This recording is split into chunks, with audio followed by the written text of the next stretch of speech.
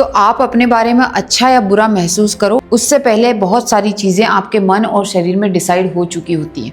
आज की वीडियो में हम ये देखेंगे कि मेडिटेशन एग्जैक्टली कैसे वर्क करता है, ब्रीदिंग का आपकी बॉडी और माइंड में कितना रोल है, कॉन्शियसनेस कैसे एग्जिस्ट करती है और कॉन्शियसनेस रियल में है या नहीं है, ये सभी क्वेश्चन हम देखेंगे। और उससे पहले आपको जानना पड़ेगा कि आपकी body physically, mentally, psychological level पर एग्जिस्ट करे, उससे पहले आपकी बॉडी में दो सिस्टम आते हैं। पहला है आपका सेंट्रल नर्वस सिस्टम और दूसरा है ऑटोनॉमिक नर्वस सिस्टम। आपके इमोशंस और आपके बिहेवियर रिफ्लेक्ट हो, उससे पहले वर्क करता है आपका central nervous system. Central nervous system basically आपके सर्वाइवल इंस्टिंक्ट्स को आइडेंटिफाई कर लेता है। किस बेसिस पे करता है? आपकी अवेयरनेस कितनी है, आप अपने एनवायरनमेंट के प्रति ट्रूली कितने अवेयर हैं, कि सब कॉन्शियसनेस कंडीशनिंग कैसी है, यानी कि आपके हैबिट पैटर्न कैसे हैं, मेमोरी पैटर्न कैसे हैं, क्या इन्फॉर्मेशन स्टोर्ड है आपके सबकॉन्शियस माइंड में, और आपकी बॉडी फिजियोलॉजिकल लेवल पर कैसे फीडबैक दे रही है, यानी कि आपकी ब्रीदिंग कैसा फीडबैक दे रही है, आपके हार्मोन्स कैसा फीडबैक दे रहे हैं, और आपकी बॉडी कैसे सिग्नल कर रही है आपके माइंड को। अब सेंट्रल नर्वस सिस्टम आपके सर्वाइवल इंस्टिंक्ट को डिटेक्ट करता है कि आप थ्रेट में हो या सेफ्टी में हो। अब ये थ्रेट और सेफ्टी यहाँ पर आपका इमोशन नहीं है, ये एज ए सर्वाइवल इंस्टिंक्ट आपका माइंड एक्सेप्ट करता है या चीजें रिसीव करता है कि आप सेफ है या फिर थ्रेट में है। इसी बेसिस पर डिसाइड होता है कि आपकी बॉडी को एक्शन करना चाहिए या रेस्ट मोड में होना चाहिए, जागृत रहना चाहिए, अलर्ट रहना चाहिए, या फिर नींद में जाना चाहिए, खुद को हील करना चाहिए या फिर ओवर एक्टिव होना चाहिए। अब जो भी यहाँ पर रिसीव करता है आपका ब्रेन, उसी हिसाब से वो आगे की जो है कंडीशनिंग करना शुरू कर देता है। यानी कि अब आपका ब्रेन स्टेम उसी हिसाब से आपकी ब्रीदिंग, आपकी हार्ट बीट, आपका जो ब्लड प्रेशर, ये सारी चीजें अलाइन होती है। और इन्हीं को हम योगा में कहते हैं कि आपका मन और अंतःकरण और बुद्धि कैसी है, उस हिसाब से आपका जो है बॉडी फिजिकल फंक्शन करना शुरू कर देती है, उस नर्वस सिस्टम वर्क करना चालू कर देता है। तो ऐसा कहा जाता है कि जो आपके बेसिक इमोशंस हैं वो है फियर, प्लेजर और एंगर। इन तीनों पर आप कमांड करो तो आपका ये सेंट्रल नर्वस सिस्टम अच्छे से गाइडेड होता है। अब ये जो सेंट्रल नर्वस सिस्टम है ये कंट्रोल नहीं होता है, ये गाइड हो रहा है किसी चीज से। किससे? पहले तीन फैक्टर तो हमने देखे, conscious awareness, subconscious conditioning and physiological feedback. अब ये सेंट्रल नर्वस सिस्टम इन तीन चीजों से गाइडेड होता है। आप इसको ज्यादा कंट्रोल नहीं कर सकते, क्योंकि आपको अवेयर होना सीखना पड़ेगा मेडिटेशन के थ्रू। सबकॉन्शियस कंडीशनिंग को आप डायरेक्टली चेंज नहीं कर सकते, आपके हाथ में सिर्फ ये थर्ड लेवल रहता है, फिजियोलॉजिकल फीडबैक, यानी कि आपकी ब्रीदिंग, और उसमें भी you can't directly change your hormones. आप सिर्फ अपनी ब्रीदिंग पे थोड़ा सा वर्क कर सकते हो, यानी कि बहुत सारी चीजें पहले ही डिसाइड है। अब यहाँ से जो भी पैटर्न बनता है, यहाँ से जो भी डायरेक्शन आपकी बॉडी को मिलती है, आपकी ब्रेथ रेट, वैसे ब्रेथ पैटर्न सब डिसाइड होते हैं, और उस हिसाब से आपका ऑटोनॉमिक सिस्टम एक्टिव होता है कि अब ये सिंपैथेटिक वे में जाएगा या फिर पैरासिम्पैथेटिक वे में जाएगा। यानी कि ये रेस्ट मोड में जाएगा, डाइजेस्ट मोड में जाएगा, हीलिंग मोड में जाएगा, रेस्टोरेशन होगा बॉडी का, या फिर ये फाइट करेगा बॉडी से और आपके डाइजेशन को डिस्टर्ब करेगा, फ्रीज रखेगा और स्ट्रेस को हैंडल करने की कोशिश करेगा, यानी कि रिएक्टिव बनेगा ज्यादा से ज्यादा। ध्यान में हमारा सिस्टम ज्यादा से ज्यादा रिसेप्टिव होता है, यानी कि पैरासिम्पैथेटिक सिस्टम जब हमारा एक्टिव होता है तो हम इंट्रोस्पेक्ट करते हैं, अंदर की तरफ देखते हैं, और रिसेप्टिव होता है हमारा माइंड। तो अब योगा में इसी को कहा जाता है कि पैरासिम्पैथेटिक सिस्टम, इडा नाड़ी आपकी एक्टिव है, सिंपैथेटिक आपकी पिंगला नाड़ी एक्टिव है। अब जो भी आपको डीप स्लीप आती है, बॉडी की हीलिंग आती है, वो पैरासिम्पैथेटिक सिस्टम के थ्रू होती है, और जो भी आप अपना काम वर्क करते हो, दिन में जितनी भी प्रोसेसिंग करते हो, सिंपैथेटिक सिस्टम के थ्रू करते हो। अब ये तो सारी साइंटिफिक चीजें हो गई, लेकिन आप योगिक वे में अगर इसको समझोगे, अब आप मुझे ये बताइए कि ये हमारा नर्वस सिस्टम तो बाद में आया, ब्रीदिंग पैटर्न डिसाइड हुआ, फिर सिग्नल गए। अब ये जितनी भी चीजें हैं ये किसके द्वारा जानी जा रही है? यही कहा जाता है कि ये सब चीजें जो है हमारी कॉन्शियसनेस, चेतना के थ्रू जानी जा रही है, जो कि सबको जानता है। पूरा सिस्टम बनने से पहले ये सारी चीजें जिस बैकग्राउंड में हो रही है वो हमारी कॉन्शियसनेस है। तो ये सेंट्रल नर्वस सिस्टम जो चीजें एक्सेप्ट कर रहा है, ये किसके द्वारा जाना जा रहा है? सर्वाइवल इंस्टिंक्ट जान रही है, आपके नर्व्स को जो सिग्नल मिल रहे हैं आगे, उससे पहले तो कोई चीज जानी जा रही है। ये is all things known by consciousness, ये आपका चेतन है जो ये चीजें जान रहा है, और अल्टीमेटली वो ही आपको गाइड कर रहा है। ठीक है, तो मन, बुद्धि, अंतःकरण, हमारे बेसिक इमोशंस पर वर्क करना जितना ज्यादा जरूरी है, उतना ही ज्यादा जरूरी है हमें अवेयर होना चीजों के प्रति। मैंने कहा है कि अवेयरनेस ही बेसिक ऐसी चीज है जो आपके सीएनएस को गाइड करती है। अगर आपकी अवेयरनेस बहुत ज्यादा स्केटर्ड है तो ये सीएनएस बहुत ज्यादा अनस्टेबल हो जाता है। यहाँ पर ये चीजें ना तो स्पष्ट होती है, इसको क्या पसंद है क्लैरिटी, सेफ्टी और सेटल्ड रहना पसंद है। अगर ये बहुत ज़्यादा सेटल नहीं है तो ये सेल्फ रेगुलेट नहीं होगा और फिर ये दोनों सिस्टम आपके कंफ्यूज होंगे।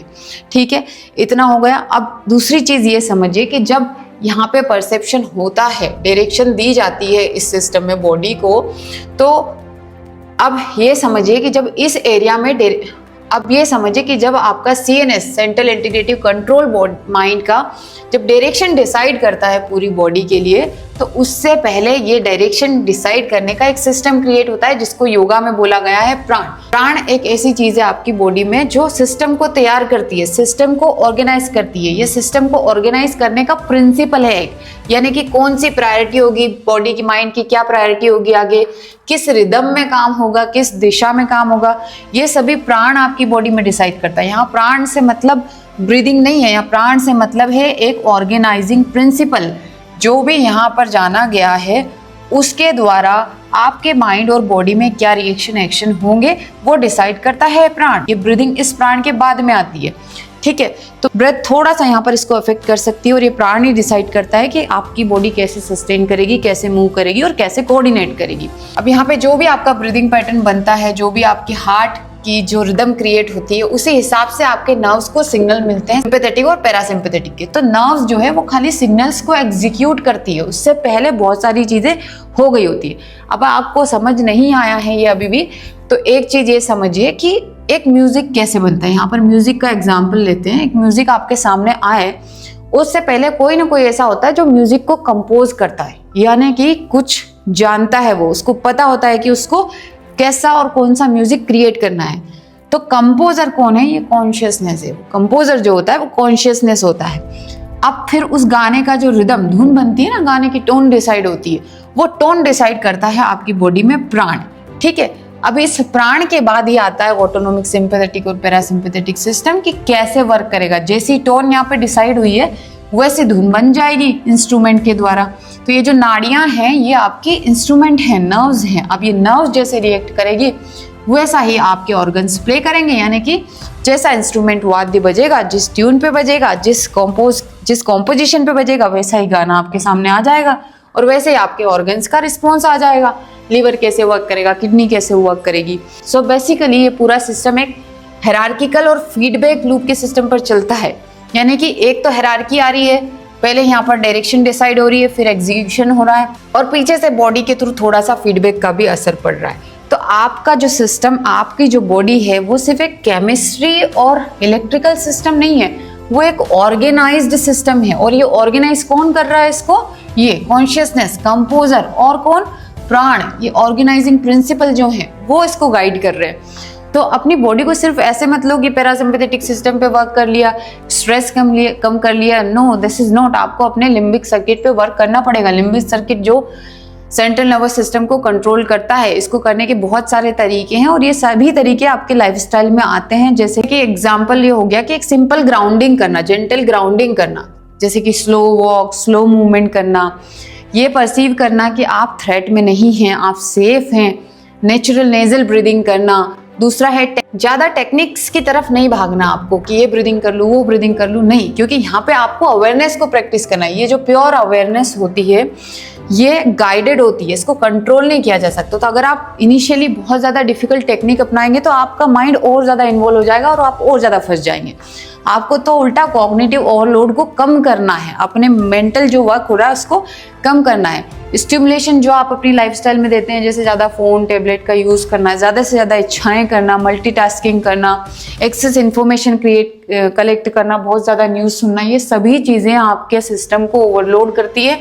आपको मेडिटेशन करने से रोकनी, मैं ध्यान का नाम नहीं लूँगी, अवेयरनेस टोन सेट करती है आपकी बॉडी में आगे क्या होगा, आपके माइंड में आगे क्या होगा और माइंड के थ्रू बॉडी में क्या होगा। तो इस अवेयरनेस को आप प्रैक्टिस नहीं कर पाओगे अगर आप बहुत ज़्यादा कॉग्निटिव ओवरलोड में रहोगे। आपका सिंपैथेटिक सिस्टम हमेशा फाइट करता रहेगा और आप इंट्रोस्पेक्टिव और रिसेप्टिव ज़्यादा नहीं बन पाओगे। तो ये पूरा खेल है एक ब्रीदिंग का, इसीलिए मेडिटेशन वर्क करता है बिना एफर्ट्स के, क्योंकि जो है ना CNS को ये डायरेक्ट कर देता है। अगर आप अवेयर हो तो ये सेल्फ कंट्रोल्ड हो जाता है, सेल्फ अलाइंड हो जाता है और बाकी पूरा सिस्टम भी बैलेंस्ड वे में चलता है। ठीक है, तो आपको क्लियर होना है, सेफ फील करना है, सेटल्ड फील करना है। और इसीलिए एंजाइटी वाले जो लोग होते हैं वो सिर्फ ब्रीदिंग पर वर्क करके अपनी एंजाइटी खत्म नहीं कर सकते, क्योंकि उनको इन बेसिक इमोशंस पे वर्क करना पड़ेगा। ब्रीदिंग का रोल हमने देखा, यहाँ पर बहुत बाद में आता है और बहुत कम आता है, उससे पहले ही सारी चीजें डिसाइड हो जाती है इन 3 फैक्टर्स के थ्रू। तो you have to practice awareness, जो लेटिंग गो वाली चीज है कि हाँ I am safe, everything is clear, everything is right, nothing is wrong. हमेशा क्या गलत हो रहा है इस पे ध्यान नहीं देना है आपको।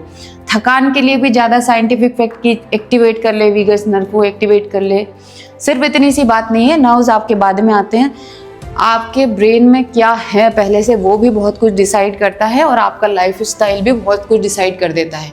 तो किसी भी एक फैक्टर पे आपको ज़्यादा फोकस नहीं करना है, पूरी ओवरऑल पिक्चर को देखना है, ये एग्जाम्पल याद रखना है, और इस तरीके से मेडिटेशन को आपको लेना है, प्राण को इस तरीके से लेना है। सो आपकी बॉडी में सबसे पहले कॉन्शियसनेस आती है, कॉन्शियसनेस के बाद आपकी बॉडी में डायरेक्शन देता है आपका प्राण, आपकी प्राणिक एनर्जी, और उसके बाद आपकी बॉडी में जो है न्यूरल पाथवेज बनते हैं, ब्रीदिंग के पैटर्न्स बनते हैं, और फिर आपका रियल फंक्शन आपके बॉडी और माइंड में होता है। तो ये कंप्लीट पिक्चर है आपके पूरे सिस्टम के बारे में। इसको समझिए, जो समझ में ना आया हो कमेंट में आप लिखिए मुझे, मैं ट्राई करूँगी आपको आंसर करूँ। और इंस्टाग्राम पर मुझे फॉलो कीजिए, इंस्टाग्राम पर मैं और शॉर्ट टॉपिक लेके आती हूँ जो आपको और ज़्यादा इंगेज करेंगे ऐसे टॉपिक से। तो बने रहिए, जुड़े रहिए और अपने जीवन को अच्छे से जानते रहिए। धन्यवाद।